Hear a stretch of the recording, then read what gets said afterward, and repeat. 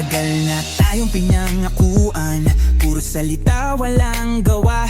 Sila raw liwanag sa dilim, pero bansa natin ay lumok pa. 30 taon ang panloloko nyo dilawan, kayamanan ang ninakaw nila. Ngayon gusto na namang bumalik, pero di na tayo